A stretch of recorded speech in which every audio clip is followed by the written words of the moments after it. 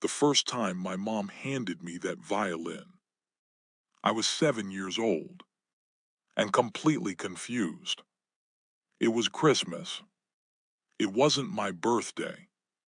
There was no party, no cake, no balloons. She just walked through the front door one Tuesday evening, rain still dripping from her coat, and set a long, thin box wrapped in plain brown paper on the kitchen table. "You're going to thank me for this one day, Alex," she said, smiling like she already knew a secret I'd spend the next 30 years figuring out. I stared at the box. My friends were getting footballs and video games. I wanted a bike. Instead, I got this. I remember the way the paper crinkled when I tore it open. Inside was a small violin, shiny brown wood, 4 strings that looked way too delicate for a kid who still tripped over his own shoelaces. My mom, Elena, though I always just called her Mom, knelt down so we were eye level. Music isn't just notes, sweetheart. It's confidence you can hold in your hands. I didn't understand, not even a little, but that was the beginning of everything.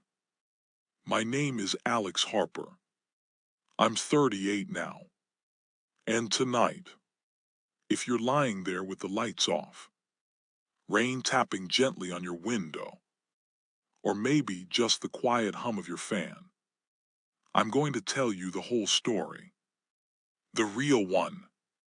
The one I've never posted anywhere until now. The one about the violin. The boy who hated it. The man who needed it more than he ever knew. And the long, quiet fear that lived inside me for years. The fear of being left behind. Grab your blanket.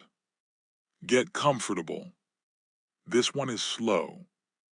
This one is soft. And maybe, just maybe, it will help you drift off, feeling a little less alone with whatever you're carrying tonight. Soft rain sounds fade in. Church was where it all became official. Every Sunday, the same thing happened. I'd sit in the back row with my mom, fidgeting in my itchy dress shirt, and the pastor would call the kids up for the special music part. Suddenly, all eyes turned to me. The boy with the violin. At first, I hated it. My fingers were clumsy. The bow felt like a foreign object. I squeaked more than I played. The older ladies in the choir would smile politely, but I could feel the pity. "Bless his heart," they'd whisper. Kids at school were worse. "Hey, violin boy, play us a lullaby." They'd yell in the hallway. One kid, Tyler, the loudest one, started calling me fiddle nerd, and it stuck like glue. I came home crying more than once, locking myself in my room, and staring at that stupid violin, like it had personally betrayed me. I remember one afternoon sitting on the floor, strings still buzzing from a terrible practice session, whispering to no one, "Why me? Why couldn't I just be normal?" The shame felt heavy, like it lived inside my chest, and made every breath a little tighter. Mom never got mad. She just sat with me at the kitchen table after dinner, the violin between us like a quiet promise. Practice isn't about being perfect, Alex. It's about showing up when you don't feel like it. That's where the confidence grows. I didn't believe her, but I kept showing up anyway, because she believed enough for both of us. The first real turning point came when I was 10. We had a Christmas recital at church. I was supposed to play Silent Night. Simple right. I practiced for weeks. My mom sat in the front row every single night, eyes closed, listening like it was the most beautiful thing she'd ever heard, even when it sounded like a dying cat. The night of the recital, my hands shook so badly the bow kept slipping. I messed up the very first note, then the second. By the third line, the whole room was dead silent, except for my mistakes echoing off the wooden beams. I wanted to run. My face burned. Tears were already pushing at the corners of my eyes. In that moment, I felt smaller than I'd ever felt, like the violin had exposed every single insecurity I carried. But then I saw my mom. She wasn't disappointed. She was smiling, small, proud, like she could already see the man I'd become. That look, it cracked something open. Not confidence yet, just the tiniest crack of hope. I closed my eyes and played the rest from memory. Not perfectly, but I finished. When the last note faded, the applause was polite, but my mom stood up and clapped like I just won the Olympics. That night, lying in bed, I felt something new stirring in my chest. Not joy exactly, more like relief mixed with a quiet ache. For the first time, I didn't hate the violin. I needed it. It had become the only place where the loud, scary feelings inside me could come out without anyone judging me for them. I started playing every single night after that, not because I loved it yet, but because it was the only time. The noise in my head got quiet. I'd play my day back through the strings, every mean comment at school, every test I failed, every time I felt small and invisible. Then I'd fix the mistakes in real time. Slow down, breathe, try again. It was like journaling, but with sound. And slowly, without me noticing, the shame started to loosen its grip. By the time I turned 13, the teasing had mostly stopped. Not because the kids suddenly liked me, but because I stopped shrinking. I stood taller. I spoke clearer. When the teacher asked for a volunteer to lead the group project, my hand went up first. When the church youth group needed someone to organize the fundraiser, they came to me.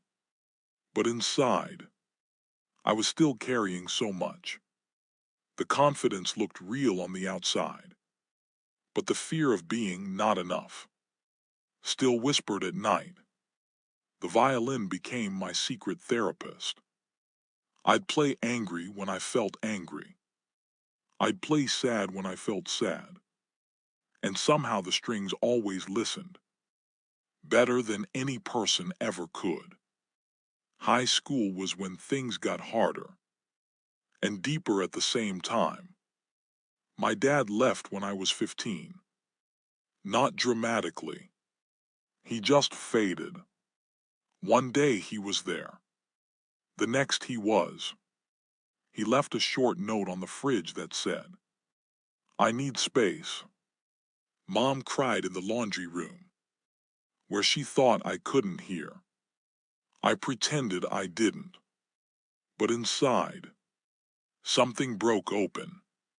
That was the night. The fear of being abandoned really took root. I lay in bed for hours, staring at the ceiling, wondering if I had done something wrong, if I wasn't interesting enough, if I wasn't lovable enough to make him stay. The thought kept repeating, if my own dad could leave, anyone can leave. That fear settled deep in my bones and never really left for years. That year I played more than I ever had. Some nights I'd sneak into the garage after everyone was asleep, set up a single lamp, and play until my fingers bled. Not songs, just feelings, raw, ugly feelings. Anger that made the bow scrape hard across the strings. Sadness that turned every note into a sigh. The fear that I was going to end up just like him, walking away when things got heavy. Or worse, that everyone I loved would walk away from me. I remember one particular night. Rain was pouring outside, just like tonight. I played a slow, broken version of Hallelujah until the strings felt like they were crying with me. My shoulders shook, tears ran down my face, and dripped onto the violin. When I finally stopped, Mom was standing in the doorway in her robe, tears on her cheeks. She didn't say anything. She just walked over, kissed the top of my head, and whispered, "Keep playing, baby. The music knows what you're feeling, even when you don't." That was the night I realized confidence isn't loud. It's the quiet decision to keep showing up, even when your heart is breaking. The violin taught me how to feel everything, without letting it destroy me. It taught me that grief doesn't have to swallow you whole, if you give it a voice. But the fear of abandonment, it stayed. It followed me like a shadow. College was strange. I studied business because it felt safe, but I kept the violin with me everywhere. I played in the campus orchestra. I busked on weekends for extra money. And somewhere along the way, people started calling me the guy who always seems calm. But the truth was, I was still learning how to be calm on the inside. The old fear of abandonment showed up in every relationship. I'd pull away when things got too close. I'd overthink every argument. I'd wait for the moment someone would realize I wasn't worth staying for. The violin became my anchor again. Late night sessions in my dorm, where I'd play until the emotions settled enough for me to sleep. I met Sophia in my senior year, at a little coffee shop near campus. She was reading a book, earbuds in, and I was playing softly in the corner for tips. She took one earbud out, listened for a minute, and smiled. "You play like someone who's been through something," she said. We talked until the shop closed. 6 months later, she was wearing my ring. Our wedding was small. I played the processional myself. Nothing fancy, just a simple melody I wrote for her. When I finished, she was crying so hard she could barely say, "I do." But marriage wasn't easy. The first 2 years were full of quiet battles. Money was tight. We fought about stupid things that weren't really about money. And every time we argued, that old fear rose up like a wave. She's going to leave, just like Dad did. One night after a bad fight, I sat on the balcony with the violin and played until my hands hurt. Sophia came out, sat beside me, and just listened. When I stopped, she said softly, "You don't have to be strong all the time, Alex. Let me carry some of it too." That was the moment I started learning how to let someone else in. The violin had taught me how to feel alone. Sophia taught me how to feel together. We had our first child, Our daughter Mia, when I was 27, the day we brought her home from the hospital, I sat in the rocking chair at 3 a.m., exhausted, terrified, and played the softest lullaby I knew. Mia stopped crying instantly. Sophia looked at me from the bed and whispered. She already knows her dad's voice, but fatherhood brought new layers to that old fear. Every time Mia cried at night, every time Noah got sick, the same thought would creep in.